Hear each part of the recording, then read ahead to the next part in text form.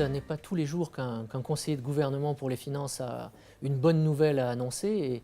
Et celle-là, à mes yeux, c'est non seulement une bonne nouvelle, mais c'est une nouvelle de première importance, puisqu'elle témoigne à la fois du chemin parcouru depuis maintenant une dizaine d'années.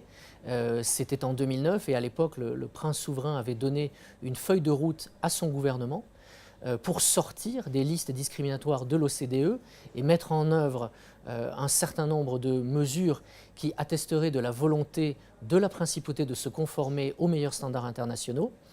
Et puis cela atteste également du sérieux et de la rigueur avec lesquels mes prédécesseurs et moi-même depuis ma prise de fonction et toute mon équipe en charge de ce dossier, le sérieux avec lequel donc, nous avons traité ce dossier parce que c'est un dossier complexe. 10 ans, ça peut paraître long, mais quand on se penche sur ce type de problématique, je peux vous assurer que le temps passe vite et les standards évoluent sans cesse. Alors, d'où partons-nous? Nous partons d'une situation en 2009 où nous figurons sur un certain nombre de listes et le gouvernement de l'époque signe 12 accords bilatéraux de coopération fiscale avec un certain nombre de pays. Et à ce moment-là, quelque part, l'horloge commence à courir. Nous devons ensuite montrer que non seulement nous avons signé, mais que nous allons mettre en œuvre ce que l'OCDE préconise. Et il y a deux choses essentielles à ses yeux. Ces deux points font l'objet de phases d'évaluation diverses, appelées phase 1 et phase 2. La phase 1, c'est est-ce que le droit interne monégasque intègre toutes les dispositions qui sont considérées comme les meilleures pratiques ou les meilleurs standards internationaux de l'OCDE. Et puis la phase 2, est-ce que je tiens mes engagements?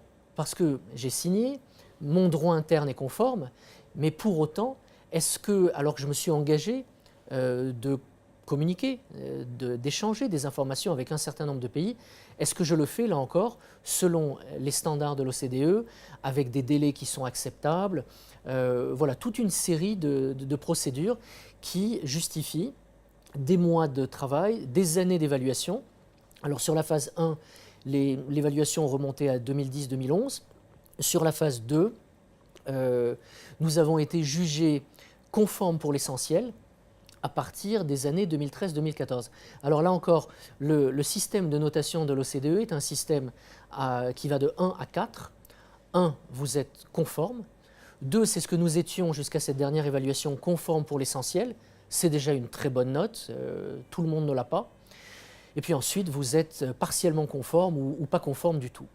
Et d'avoir été conforme pour l'essentiel dès, si vous voulez, notre première évaluation de phase 2 était une grande source de satisfaction. Mais aujourd'hui, de pouvoir dire que nous respectons les standards, que nous échangeons de manière satisfaisante avec des dizaines de pays à travers le monde qui nous envoient des demandes d'informations dans des délais qui sont là encore très très compétitifs. Je pense que nous ne pouvons que nous en réjouir et ce sont ces efforts-là, ce sont ces résultats concrets que l'OCDE a salués et qui me permettent aujourd'hui donc de me faire part de cette bonne nouvelle auprès de vous.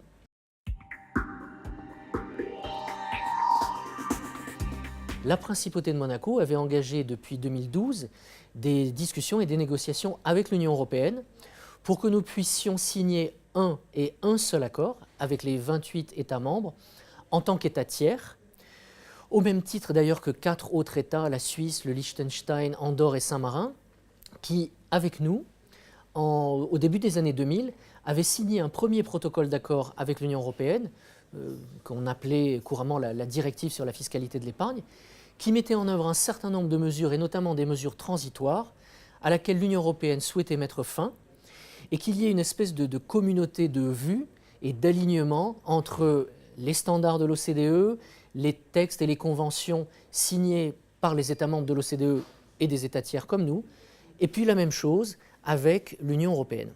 Donc cette convention, elle a été paraphée dans un premier temps en ces lieux mêmes en présence du commissaire Moscovici en février 2016 et elle a été ensuite signée à Bruxelles par son Excellence le ministre d'État M. Serge Tell, toujours en présence du commissaire Moscovici, en juillet de la même année. Et puis nous avons dû adapter un certain nombre de textes également au niveau monégasque.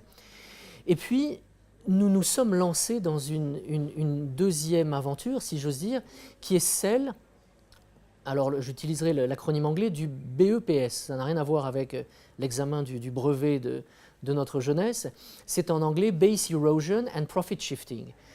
Qu'est-ce que ça veut dire? Ça veut dire qu'aujourd'hui, dans l'esprit des grandes institutions que sont l'Union ou l'OCDE, un certain nombre de multinationales, notamment de grandes entreprises, ne payent pas l'impôt là où elles réalisent l'essentiel ou une partie importante de leurs profits. Et il faut donc trouver des mesures, et il y a tout un train de mesures qui sont proposées pour lutter contre cette érosion de la base fiscale. Alors il faut être très clair, Monaco n'a jamais été considéré comme partie prenante à ces pratiques. Il est évident que de tout temps, les sociétés implantées à Monaco bénéficiaient donc d'une fiscalité adaptée pour les entreprises qui opèrent sur le sol monégasque, qu'elles réalisent l'intégralité de leur chiffre d'affaires à Monaco ou une partie à l'étranger. Et donc en fonction des textes en vigueur, elles continuent d'être fiscalisées. Mais la première étape, si j'ose dire, de l'évasion fiscale des personnes physiques ayant été adressée par l'Union et par l'OCDE, ces entités se sont penchées sur la lutte contre l'évasion fiscale des entreprises. Et l'Union européenne a publié en décembre de l'année dernière une liste noire sur laquelle figuraient 17 pays et une liste qu'on pourrait appeler grise si vous voulez, mais en tout cas où figurait un certain nombre d'États ayant pris des engagements, mais l'Union européenne attendait de la part de ces pays qu'ils concrétisent leurs engagements. Et Monaco ne figurait bien évidemment pas sur la liste noire et pas non plus sur cette deuxième liste, alors qu'un certain nombre, une fois encore, d'États tiers que j'ai mentionnés tout à l'heure, eux, y sont bien. Pourquoi ? Parce que l'Union européenne a reconnu que nous étions là encore conformes sur 3 dimensions, qui sont véritablement ceux sur la base desquels ils avaient établi leur liste. Le premier, c'est la transparence fiscale, et donc le fait que nous étions signataires de cette convention, même si elle concernait les personnes physiques et non les entreprises, nous a beaucoup aidé. Il y a également le fait que nous ayons une fiscalité équitable, c'est ce que je disais précédemment. Il n'y a pas de fiscalité particulièrement avantageuse que Monaco a mise en place ou chercherait à mettre en place pour attirer des entreprises sur son sol, et donc elles ne paieraient plus l'impôt dans les territoires sur lesquels ces entreprises sont aujourd'hui implantées. Et puis il y a le fait que nous nous sommes engagés aux côtés de dizaines d'autres États à mettre en œuvre les mesures liées à ce programme BEPS.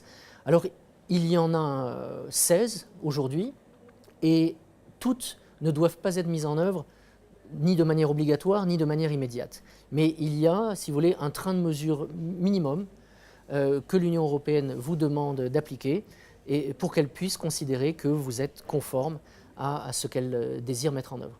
Voilà, donc fiscalité des personnes physiques d'un côté et échange d'informations sur demande, fiscalité des entreprises, dans aucun cas, soyons positifs, dans tous les cas, nous sommes aujourd'hui conformes du point de vue des grandes entités internationales.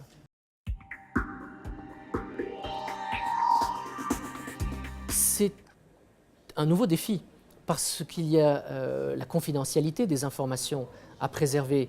Il y a tout ce qui concerne les problématiques aujourd'hui de cybersécurité. Et donc il fallait s'assurer que là encore, nous soyons conformes, mais peut-être que nous prenions le temps nécessaire. Ça a été le cas au niveau de l'échange automatique d'informations. Quelques pays sont partis avant nous. Dès 2016, ils ont collecté des informations qu'ils ont commencé à échanger en 2017. Nous avons dit, collectons en 2017, donc demandant aux établissements financiers de collecter des données en 2017. Nous commencerons à les échanger en 2018, quand tout, au niveau technique et informatique, sera prêt. Alors, un rappel important, l'échange automatique concerne les non-résidents.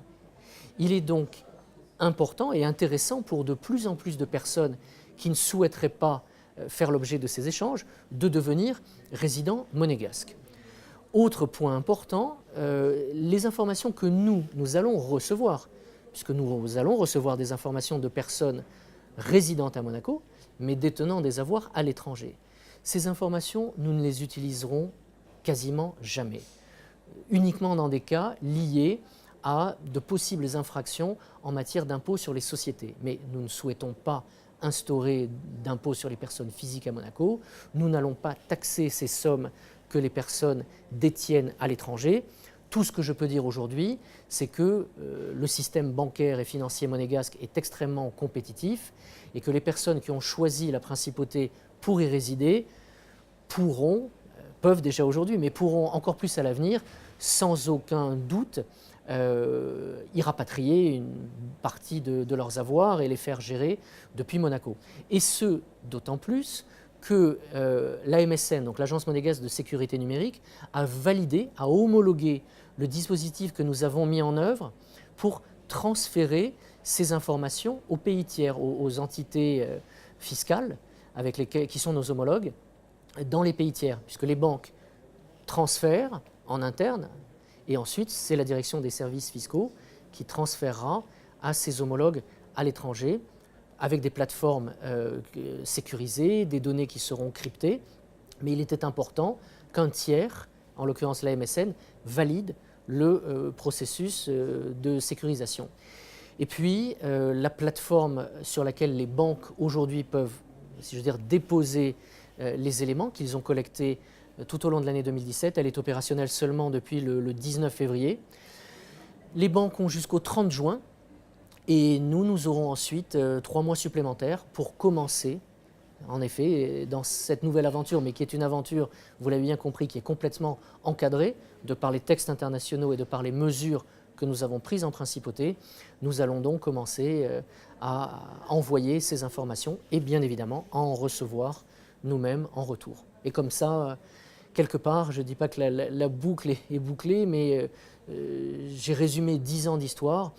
Je pense que les années qui viennent seront, là encore, riches en nouveaux développements, en nouvelles demandes, peut-être en nouveaux standards, auxquels nous continuerons sans cesse de chercher à nous adapter.